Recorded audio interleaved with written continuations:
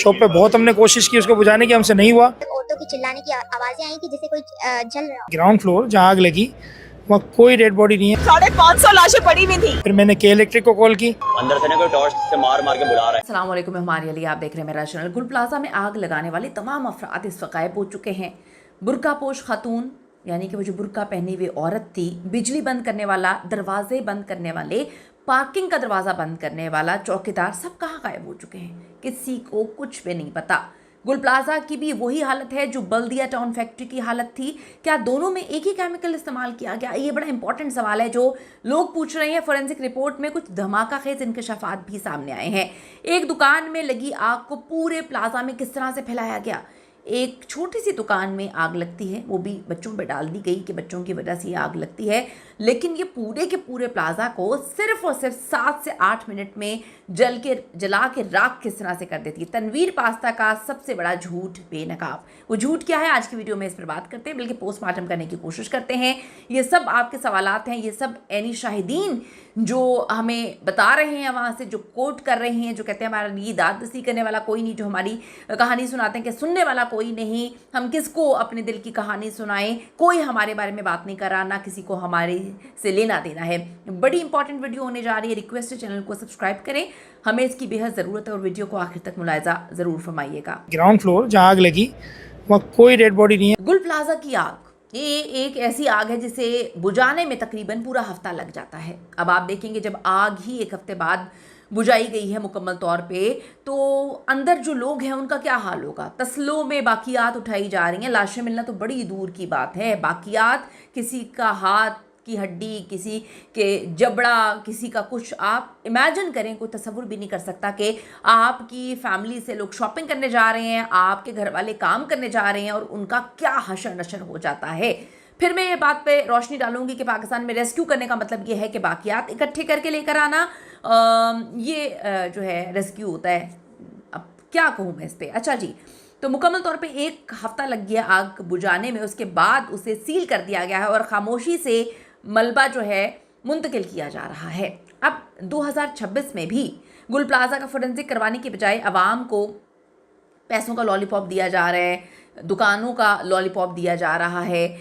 क्यों ये इतने लॉलीपॉप्स दिए जा रहे हैं? जब 9/11 हुआ था, आप सबको याद होगा, तब भी ये सवाल उठाए गए थे कि इतनी मजबूत इमारत वो भी कहाँ पर, वो किस तरह से गिर गई। आज 25 साल गुजर चुके हैं, उसके बाद भी हम वहीं पर खड़े हैं, हम आगे या पीछे नहीं जा सके। कोई तहकीकात नहीं, सिर्फ झूठी कहानियाँ। और आप देखें कि जली हुई बाकियात, ये भी नहीं पता कि ये बाकियात किसकी हैं, क्योंकि तस्ले में एक इंसान की बाकियात नहीं है, बहुत सारे लोगों की बाकियात मिक्स हो चुकी हैं। तो आप अंदाज़ा लगाएं कि लॉलीपॉप किसका, दुकानें देने का और जगह देने का दिया जा रहा है।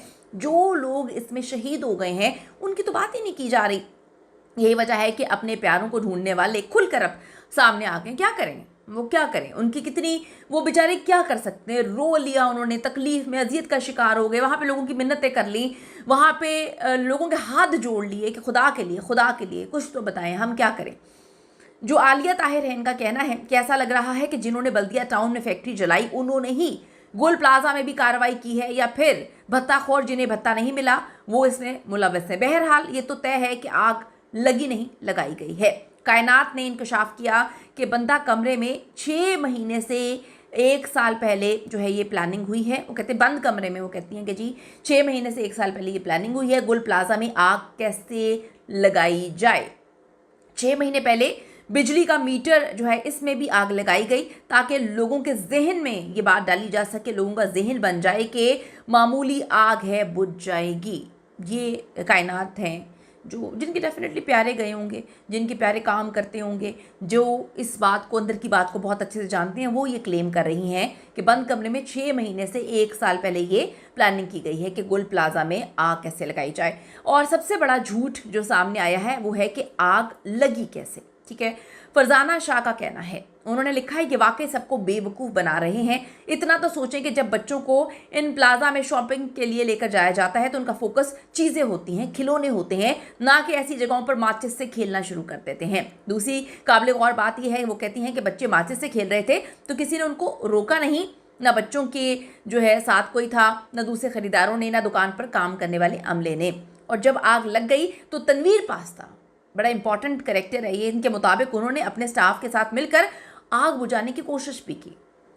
एक माचिस की तीली ने पूरा गुल प्लाजा भस्म कर दिया।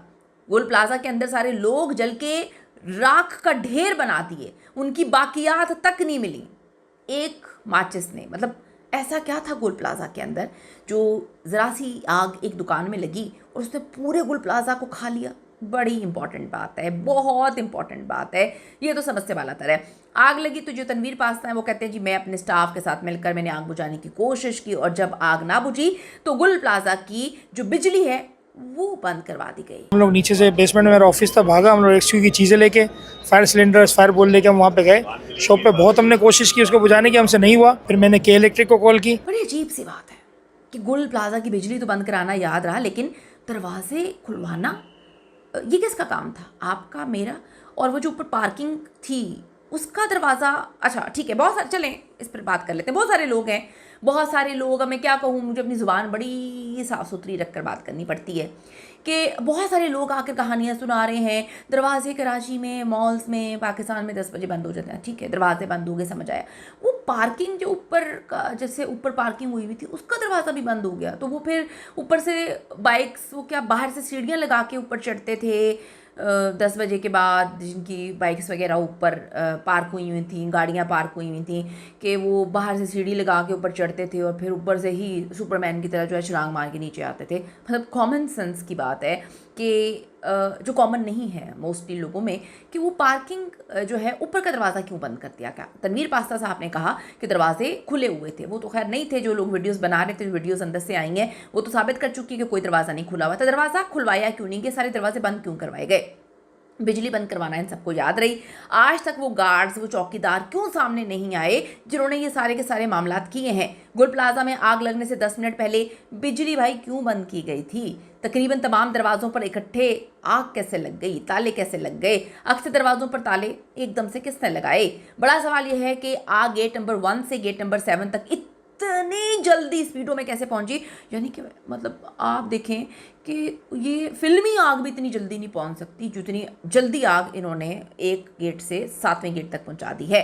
तहकीकात होनी चाहिए। एक्सप्रेस न्यूज़ के रिपोर्टर साजिद रऊफ़ जो हैं उन्होंने भी यहाँ तरीन सवाल ये उठाया है। एक्सप्रेस न्यूज़ के रिपोर्टर ने कूलिंग के अमल के बाद इमारत के अंदर कदम रखा और इस साने का दिल दहला देने वाला मंजर बयान किया। रिपोर्टर ने इस बात पर तशवीश का इजहार किया कि महज 30 से 45 मिनट के अंदर पूरी इमारत आग की लपेट में कैसे आ गई है। साजिद रऊफ़ के मुताबिक एक बहुत बड़ा सवाल है कि आग गेट नंबर 1 से गेट नंबर 7 तक इतनी जल्दी कैसे पहुंची? ये बिजली की तारों का शॉर्ट सर्किट था, या इमारत में मौजूद केमिकल था, या फिर प्लास्टिक का सामान था? इसकी गहराई से तहकीकात होनी चाहिए। गहराई से तहकीकात कैसे होगी? ये तो वहाँ पे लगे हुए हैं, इसको प्लॉट दे देंगे, उसको 1 करोड़ दे देंगे, यहाँ पे जगह दे देंगे, 2 साल बाद हम गुल प्लाजा बना देंगे, ऑल्टरनेट जगह दे देंगे, बस जगह दे दें, बस इनका कारोबार चलना चाहिए। तो भाई जो लोग मर गए, जो शहीद हो गए हैं, उनका क्या? अब गुल प्लाजा की जो फूड स्ट्रीट है, वहाँ के चना चाट और खट्टे आलू अब माजी का हिस्सा बन चुके हैं। रिपोर्टर आयशा खान कहते हैं कि इस बार कराची वालों की ईद वैसी नहीं होनी है। 1200 से ज़्यादा दुकानों का जलना सिर्फ मुआशी नुकसान नहीं है, बल्कि हज़ारों ख़ानदानों की खुशियों का कातिल है। अपनी कीमती राय ज़रूर दीजिएगा। बहुत सारे सवालात हैं जो आप लोग रोज़ हमें इनबॉक्स करते हैं, ज़रूर जवाब दें कि आपको ये मामला इतना सिंपल लगता है जितना बताने की कोशिश की जा रही है, या फिर आपको लगता है जो फैसल ईदी साहब ने कहा उस पर बहुत सच्चाइयाँ हैं जो इस वक्त दबाई जा रही हैं। सी यू इन द नेक्स्ट।